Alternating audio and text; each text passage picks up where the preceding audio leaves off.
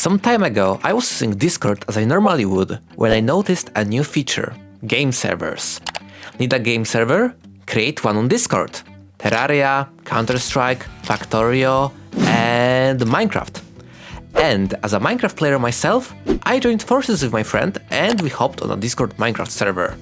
It worked flawlessly. After jumping for a bit, I got a crazy idea in my mind. What if I use them for my storage needs?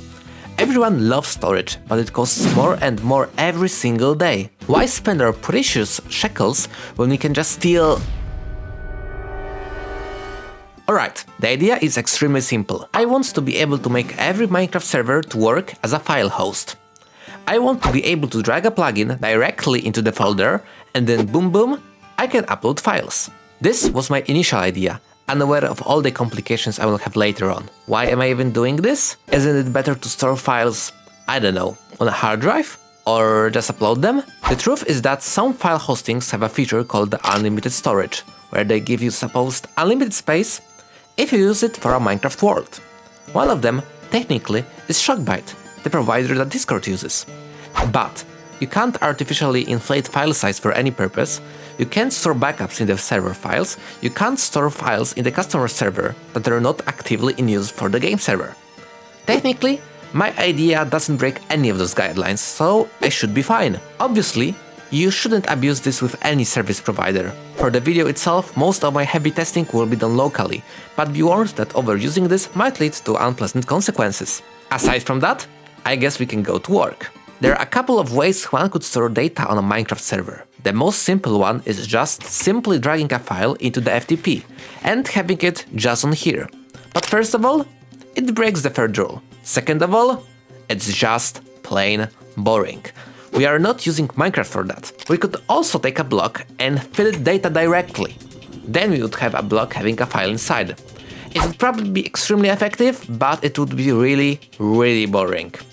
My idea, however, was that we could use blocks to represent our precious data. Here you can see a lot of different blocks placed near each other. We could make each block represent a chunk of data, and if we combine a lot of them, then we could have a file. But what even is a file? For my explanation, I'm going to use this text file. Inside, we can see a pretty tempting message.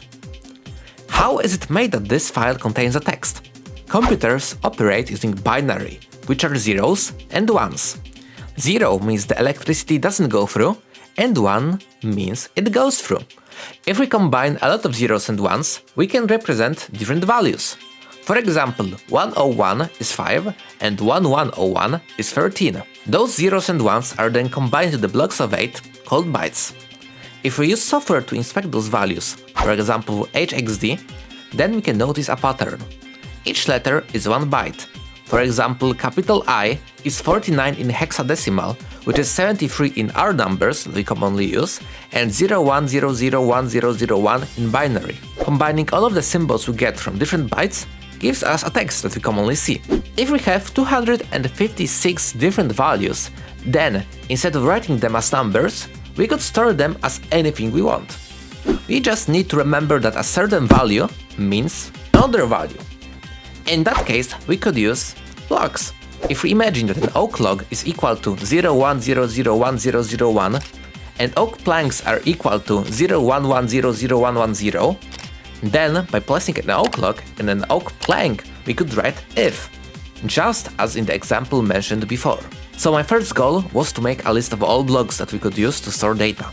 I took all blocks that are in the game and split them at the maximum of 256. With that, I had a pool of blocks that I could use to store data. I quickly set up a small prototype website that allowed me to send files to the server, made the server process them, place them as blocks, and we had a structure like this. Though when I implemented a reverse method that takes blocks, combines them into a file, and sends it back to me, the file was corrupted. After looking into the contents of that hot garbage I received, I saw a pattern. Some numbers did not match. For example, this one changed into this one. This pattern was recurring. This meant one of two things. 1. The conversion was wrong, and 2. The block changed after being saved in Minecraft and was read as something completely different. Quick checks to the code confirmed that the first problem was not present. After all the blocks would be messed up. It left me with the second dilemma that definitely took me the most time spent on this project. For example, let's take this fucker. Copper. Blocks made of copper have a mechanic in Minecraft called oxidation. This essentially means that a copper block will change over time to oxidized copper, changing its value. And changing the value is a big no-no, as even one change can corrupt the entire file. As such, I had to manually find every single block or group of blocks that corrupted my results and get rid of them. This is a list that made me have nightmares. Copper, chests, signs, banners, eyes, corals, blocks that originated from dirt, Nellium, cactuses, and so on. But when I finally got the best of them, it magically started working. It was painfully slow, but it worked. Video over. Just kidding. Even if uploading a file and downloading a file works, then who cares if we can upload a 2 MB file? We want something bigger, something where we can truly use it as a file storage. And for that, we need speed. Before now, to read and place blocks, I use something called Bucket API. Bucket is a plugin architecture for Minecraft servers. It gives us, developers, methods such as setBlock or getBlock to interact with the world. It is working fine for small operations, but when you scale it to millions of blocks, then it starts to choke a lot. It made me realize it was time for NMS. What is NMS though? NMS stands for Net Minecraft Server. Methods that work directly with the server. They allow people like me to interact with Minecraft with really low-level operations, but it brings a lot of risks. Usage of NMS was really hard, but I managed, and made the plugin work incredibly faster. Another issue that arose were leaves. Because leaves try to update themselves whenever blocks around them change, while writing a heck ton of blocks, they update over and over again, giving our server another stroke. Solving this was a bit complicated, as I had to clear Minecraft schedule ticks that were supposed to refresh them. But thanks to the NMS, I had the possibility to do so. And with that, I could do a final test. Here, I have a big file, as you can see, and I'm going to upload it. I am typing index 0, as I wanted to start from the beginning of a Minecraft drive, and I click upload. It has a pretty decent speed, even better than some web hostings. While doing so, the server does not lag, which is also a plus. After a while, the file got uploaded. Now I take this string, paste it here, and after some time, I get a file on my PC. Now, let's check if they're the same. Yeah. And with that, I got myself a file hosting using a Minecraft server. If you enjoyed this video, then I would greatly appreciate a sub.